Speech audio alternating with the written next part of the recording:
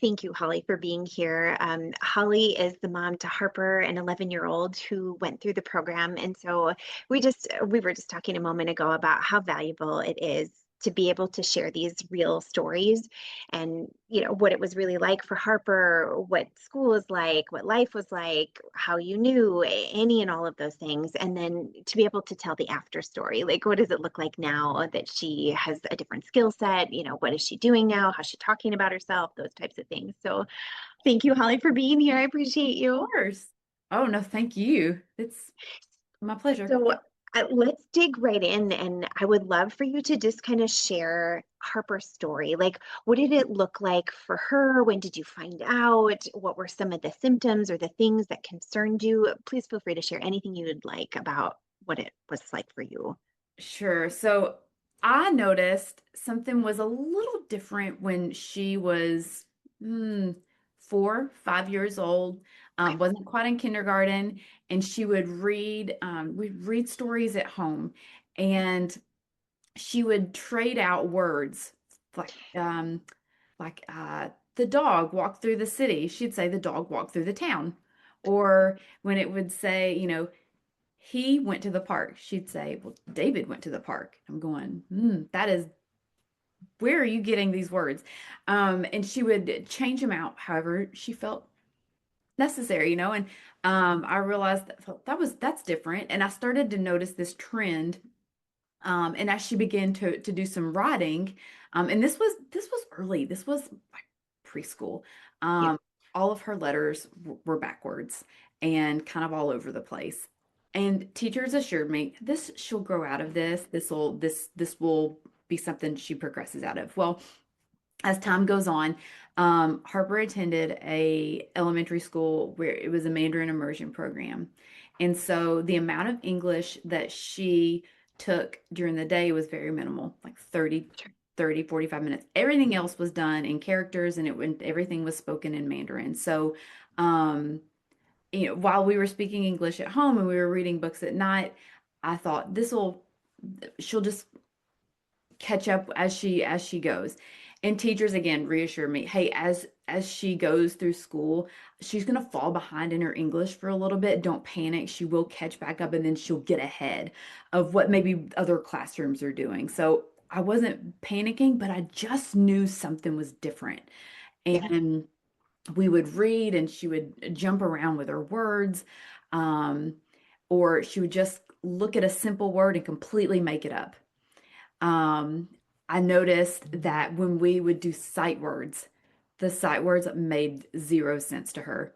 I could show her one word and she'd get it, go to another word, she'd get it, come back. It was like we never even looked at that word. And there were just certain words that she couldn't wrap her head around. This became routine. So I kept saying something's just a little bit different. So in third grade, we had her tested.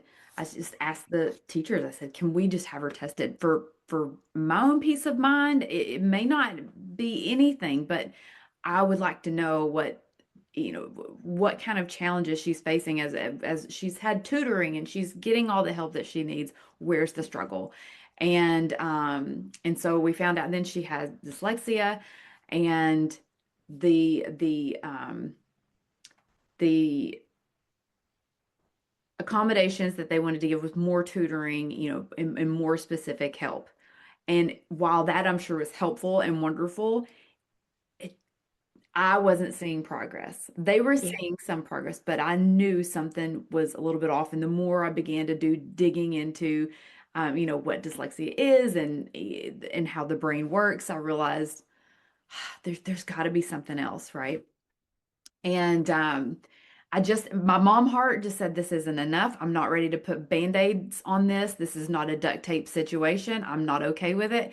I want to get to the root of the issue and see what do we really need to do and what kinds of skills can we equip her with to be able to navigate this world that we live in. Because if this is a challenge, she's gonna have to learn to read. She's gonna have to learn how to spell and because she's not gonna be she can't speak Mandarin forever here. We have to we have to navigate English as well.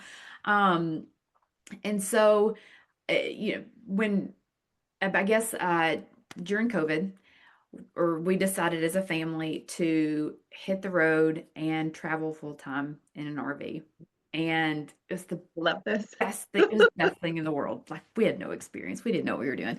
And I became the teacher. I was doing the homeschool work, and I began to see the differences in how my son learns and functions and operates, and how my Yeah, daughter does on a daily basis. I really got into the weeds with him and began to see, okay, this is how my kids are navigating school very differently. My son is 3 years younger than my daughter, and so different curriculums, but also different learning styles.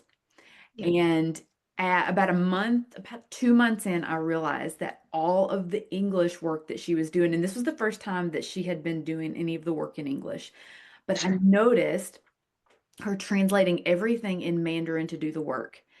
And I thought, that is impressive. However, I cannot help you. And why is this so hard? Um, and I knew we had to have another solution. So again, I go back to the drawing board of who can we reach out to work with her, on her English language and the dyslexia, and what can we do? Um, and we found a tutoring service that we did online. Again, wonderful, but Of it course. wasn't meeting the need. It was just Yeah, putting another band-aid on it. And I was feeling sick because knowing my daughter was going to be entering middle school, like it's only yeah, getting harder and it's only getting more challenging. And not only are we dealing with the academic piece, becomes the confidence piece for of sure. something's wrong with me. Like why can't why is this frustrating? I don't want to read. I don't like learning anymore. And I definitely don't like the English language. It's hard and complicated, which it is, Yeah, but it became a battle of tears. And every day was a struggle. And I was seeing it from a perspective of as a teacher, but then as a parent, and it just made me sick. I would cry. I'm like, I'd cry with her. This is awful. Um, and about a year and a half ago. Was it a year and a half ago? Yeah, a year and a half ago, we went sailing down in the British Virgin Islands, and we went on a tour and met this wonderful human being. His name is Gumption, um, who said, I'm dyslexic, and was telling his story. And my daughter said, well, I'm dyslexic. And he kind of joined arms with her, and he said, I want you to remember that dyslexia is an ability, not a yeah, disability. Oh, it yeah. makes me emotional. I know, I know. Ooh. And It's totally good. and I think as a mom, for someone to say, you need to shift how you see this Yeah, and understand that this is a gift and a blessing.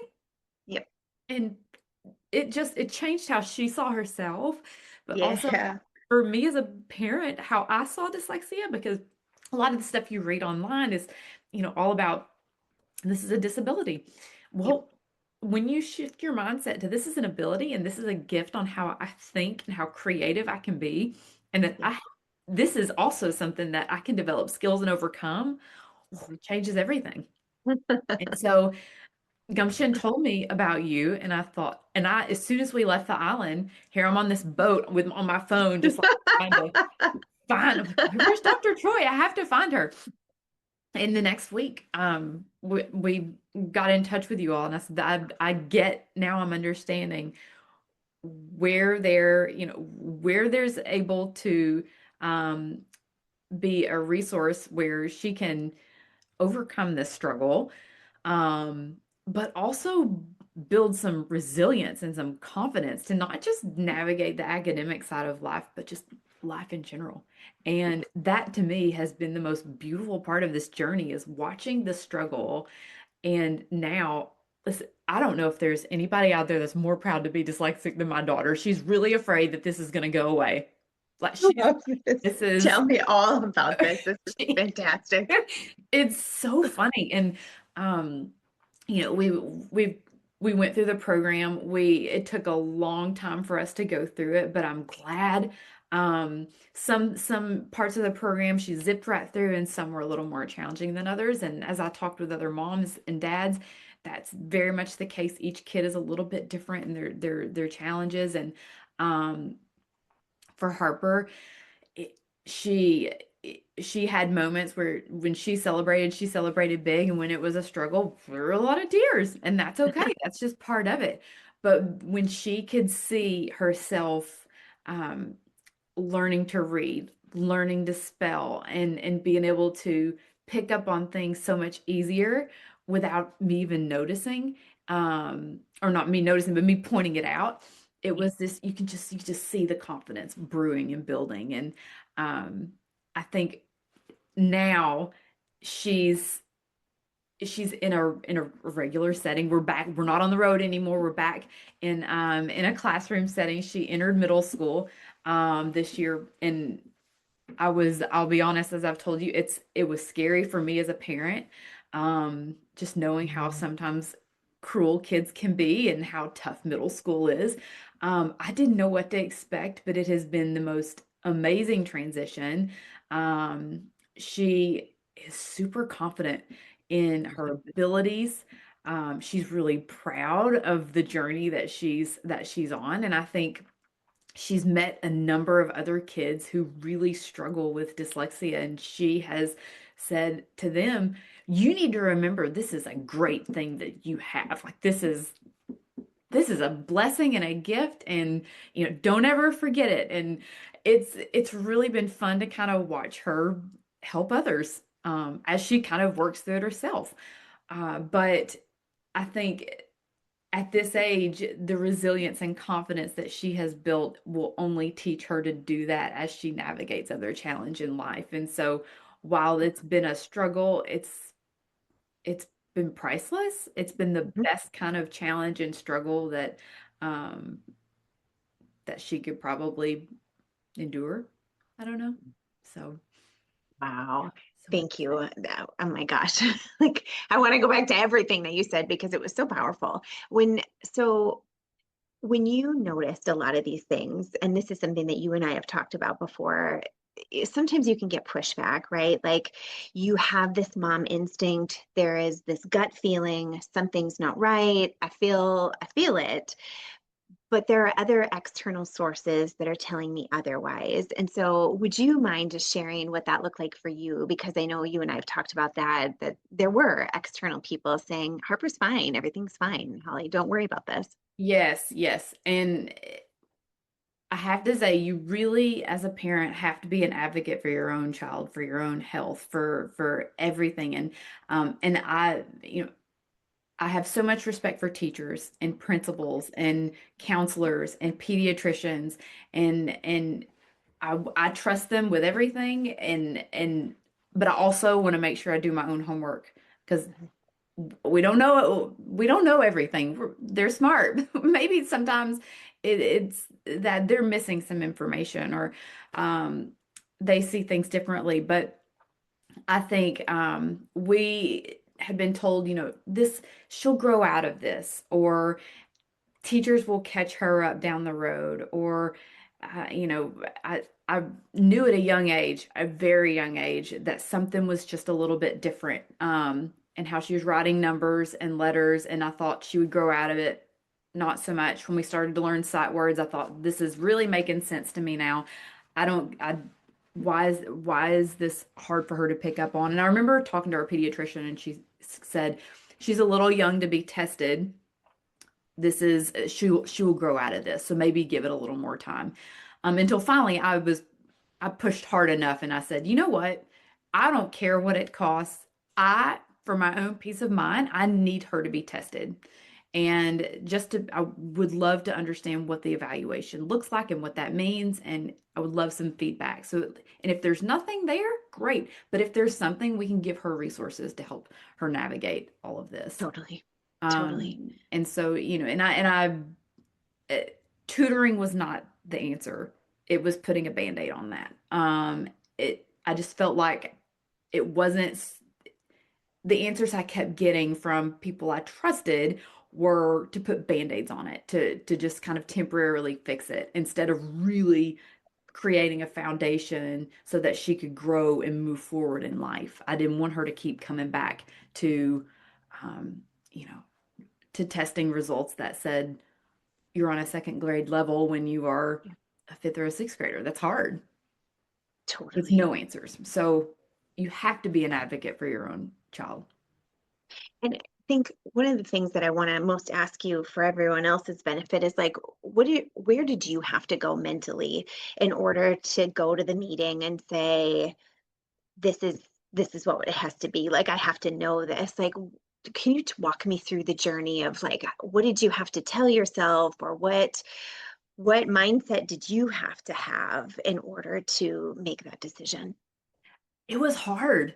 It was really hard. And my background is in coaching and I coach college athletes. And so for me to go into these meetings and say, Yep. listen, I really feel like this is important. Yep. It was emotional. Yep. It really was emotional at first. And because I didn't want to go in being disrespectful. I didn't want Of them to feel like I didn't trust them or that I was really challenging, what their thoughts and their diagnosis was. I just thought, nobody cares about my child more than me. And if nobody's gonna, I love you people, but at the end of the day, I'm the one that has to make sure that she's getting what she needs. And if I don't think that she is, I'm going to find a way. You just have to put your foot down and say, what's the worst thing that could happen? Really, you know? Um, course. and I feel like I'm still in situations now where I'm like, I appreciate all of the guidance and the resources you're giving, but I think there's another way. Yep. Totally. And I think that that's just so valuable because as you are thrust into the situation, I mean, like you don't always realize that this is the journey that you're going to be on. And here you are, and you're trying to navigate that. And so I think sometimes your mindset and how you look at things and how you think about what's coming or what you have to face is half of the battle. And so I really appreciate you just sharing openly about like how hard it is and kind of the grit that you as a parent take on to say, look, I can appreciate that you're seeing all these things and that you're okay to wait, but I'm not. And so like what else can we do here? So Well, I love the support that you provide for, from a mindset standpoint for the parents, because it's a journey. You're not just saying, it "Okay, we're is. going to get you help." You're locking arms with your child and doing this with them. And and there were moments when I needed to have a self check for Yep. myself. Holly, this is a journey and it's not going to be over, come May. This there's I wouldn't even say there's a finish line for this. It's it's it's it's a journey. Yep. But you're gonna on that journey, you're gonna pick up more skills and you're gonna have more confidence in the work that you're doing. And that's the beauty of it. You gotta have a lot of faith and a lot of trust. Totally. I think that that's huge. So, as you're thinking about some of the big celebrations now, and you look at skills that Harper has now, and the journey that you've been on, and the reward that you're getting now on the other side of it, realizing that like they're still little and they're growing and nothing's perfect, but like, what would you say are some of the big celebrations that you have gained as a result of digging in and doing the work? Oh my gosh. I feel like I could just write a list of just to me, there's what I've watched with girls this age and kids this age, through athletics, and not just in athletics and in all kids, is the struggle for them to find confidence and belief in themselves at a very young age. And that is something that's cultivated. I think it's a skill to learn how to be confident.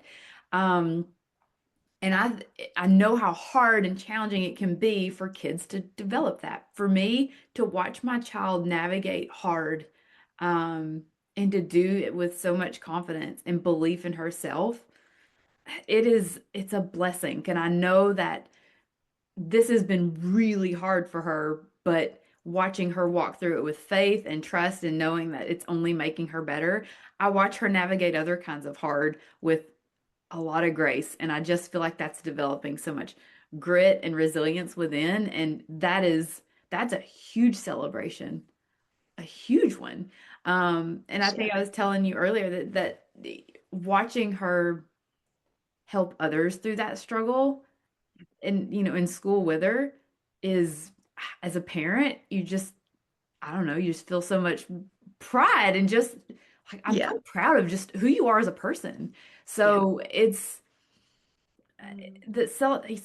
such a celebration. At first this was really scary and I knew on the back end I'm like something beautiful is going to come out of this, and it just continues to show me every day just and the empathy I think that comes out of it from uh, my daughter is she's very empathetic. She feels deeply. And so she I see that and how she interacts with other people. And I just that's such a gift. And I think that this is part of her journey. Yeah. And it's helped her. I mean, anytime that you face something that's a challenge and you have to really dig in and say, this is my least favorite thing to do right now, and I'm going to do it day after day after day, is Right. in and of itself like, holy cow, if all of us could do that, right? Like to take our hardest thing and to just keep coming back day after day and to have a good attitude about it and to believe in yourself and to say, I am going to grow and to look for the good. All of those things are just, as you're saying, like this is a life skill to be able to look at life that way. And what a great opportunity to do that through this journey too. Yeah, Oh my gosh, absolutely. amazing. When you think about like performance in spelling and reading and, like what it looked like for Harper before and some of the things that she's able to do now, like, would you describe some of the journey and what that's looked like for her? Yes, when she would spell, eh, oh my goodness, in the early stages of this, you know, I would look at what other kids were doing and writing and thinking, okay, how far off are we? And then I'd see Harper's work and I'd go, oh wow, we're not even on the same page. It is just night and day different. So Harper's letters were backwards. It was um so very sloppy, hard to read. Um, the dotted line papers that you Yeah. get like when you're in first grade and stuff. Those that was hard for her to keep letters on. It was just I, it was awfully hard. And then to be able to have to do third and fourth grade work, which demanded writing, was it was like a nightmare every day. We'd wake up and Yep. we'd go, "Oh my gosh, we're going to do this again and again." And there were tears before we could even put pen to paper. It was awful. And then I would have to say, okay, we have to erase this and try again. And I think, when you do that time after time and say, we've got to correct this, they feel like they haven't done anything right. Yeah. And thank goodness, as school has gone on and as we traveled, a lot of the work was done on the computer, or she could use her creative side to do work through art or through video. And that took a little bit of the load off of her. Um, she also, I like I said earlier, I think she would rather just do it in Mandarin. So she'd say, forget the English language. We're just gonna write characters. It was that kind of challenge for her. And for me, I'm thinking the opposite. I'm like, well, isn't Mandarin harder? She's like, no, Mom, the English language doesn't make sense. These rules do not make sense. And she wasn't wrong, so I had a hard time combating it. Um, and I think as we went through the program and she had her own alphabet that she could keep with her, Yep. and she could start to it became a puzzle for her. When I have a hard word, I'm going to navigate it the way that it makes sense to me with this alphabet. Uh-huh. And to watch her do it is so much fun. Now she will get some of these simple words wrong sometimes. Still, that's fine.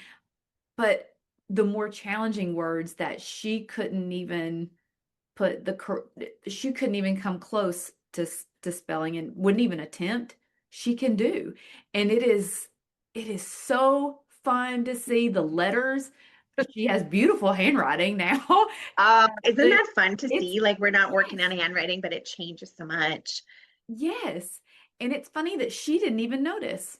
And because as we were going through paperwork the other day, we were going through looking for some, old work and some of the new that she's done. She said, "This isn't mine." I thought, well, it's gotta be yours. This is definitely yours. But look at how different it is. And she said, "Wow, I didn't even notice how much better my handwriting had gotten." And so you can see the connections that the brains are making, and you can see how it's showing up in the neatness of the work, but also the it's correct the way Yeah. and it makes sense. It all makes sense. So it's been a beautiful journey. While it's not over, we still have a long way to go, and we're still working. Um, Yep. it's I see her journaling more and wanting to write more and wanting to read more. Um, she had a book fair at school today, and she said, "Mom," she said, "I have a bunch of books I want to go get." I don't know that she's ever said that. So I'm like, "Girl, you get what you want to read. If you will read it, you can have it." So it's been, I just see the passion and the love for learning in a different way showing up, and that's amazing. It's awesome. That's amazing. Thank you for sharing that.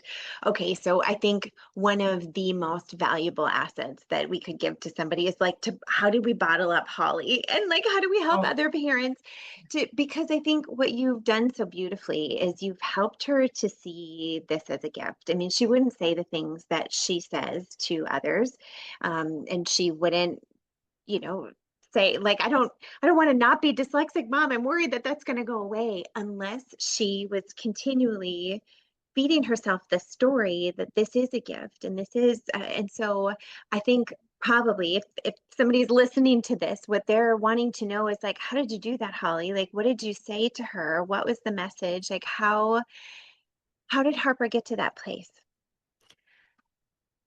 I think, well, you have to, I think I had to get my head in the right place first. And it starts with people at home and knowing that you have a safe place and a safe support system to navigate this and we celebrated along the way. It Yes. was it was like we're going to celebrate today. Well, why are we celebrating? Because this is great. Look at the milestone that you just hit. This was a Yeah. big deal. Yeah. Um and I had to better understand what is dyslexia, Mhm. how can we navigate these challenges, because the kids feel and see everything that you do.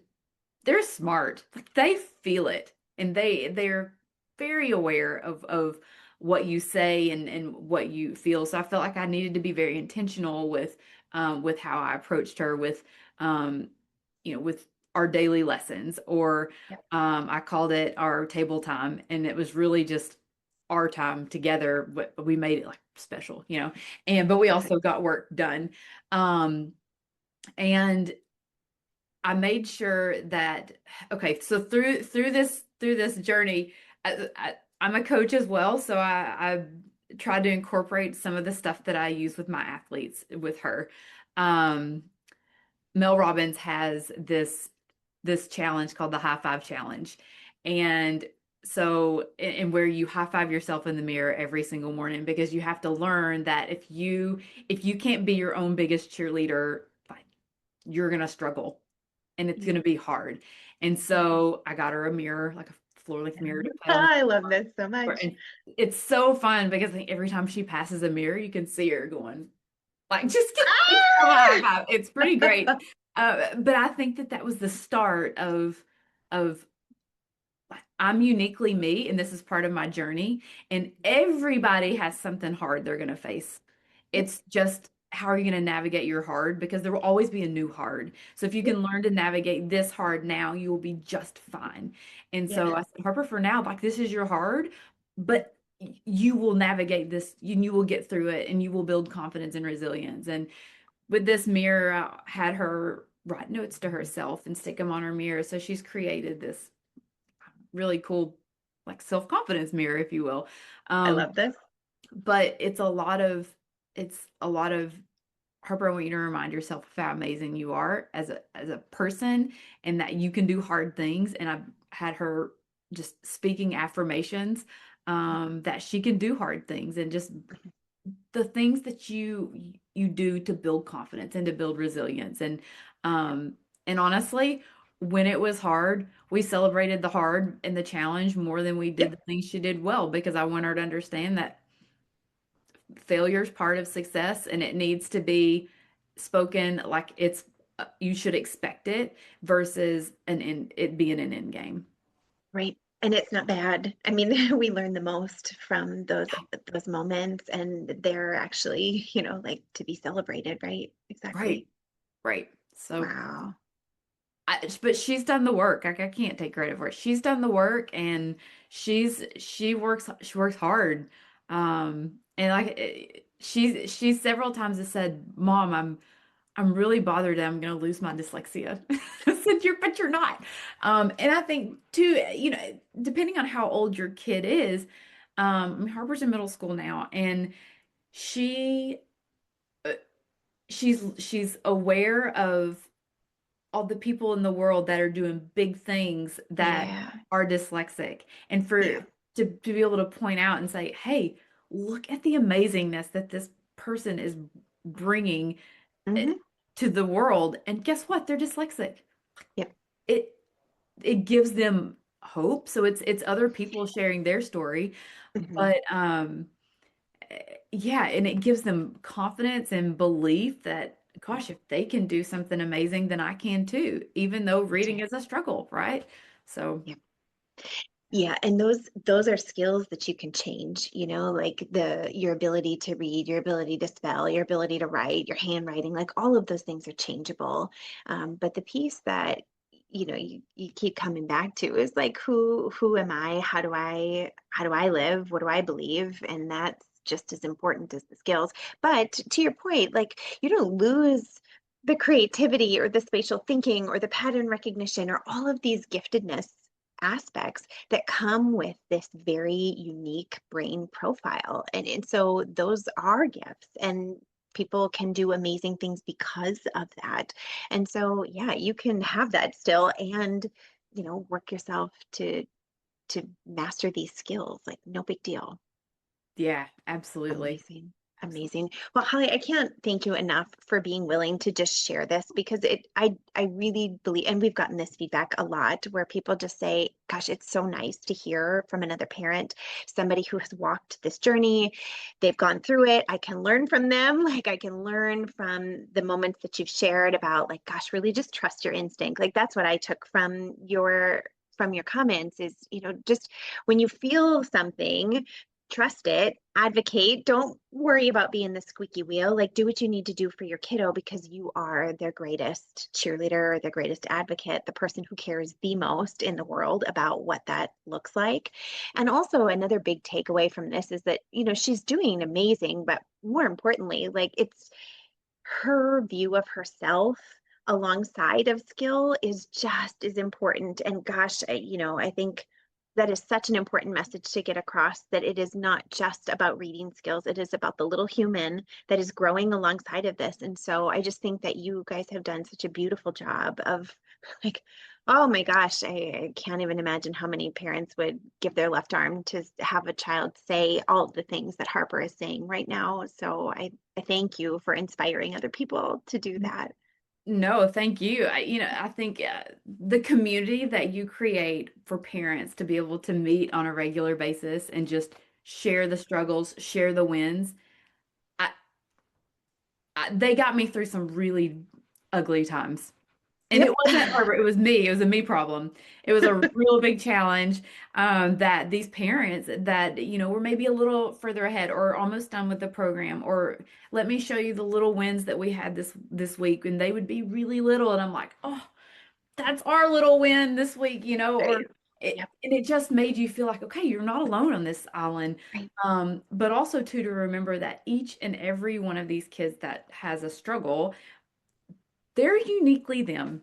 And that's what makes them amazing. And nobody else in the world is going to be like them. And so they should embrace what they have and run with it. So, Oh my gosh. Amazing, amazing. Thank you. You can tell you're a coach, Holly. Like that's just you're so good at what you do.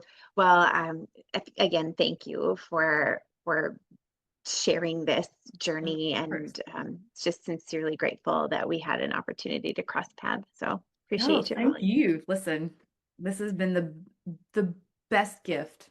So thank you. Thank you. Thank you. I appreciate you. All right, thanks. I have to tell you this. This is so funny. So they were Harper had testing this last week at school, and everybody's teachers really nervous about it. They stress over it. And I don't I don't put the emphasis on the testing. It's just it's to me it's not that's I'd rather her learn the material. Not the important thing. Yeah. And she came home, she goes, "Mom," she said, "everybody's panicking because they're having us do an IQ test." And she said, "Why do we even need to do that?" She goes, "That's just giving someone a label." She said, "Isn't learning just like you can learn and be as smart as you really want to be if you want to be." She goes, "Why in the world would they give us a label?" I said, "I don't know why you're doing this test either, girl. But take it and who cares? Whatever. I don't know what they're using it for." But I thought, "You've got a good point, girl. I appreciate that." She's It's amazing. hilarious. Amazing. So, I love it. Well, thank you again, Holly. I well, just thank again you. I can't thank you enough. So I Of appreciate course. you. Well, do whatever you need to. It's great.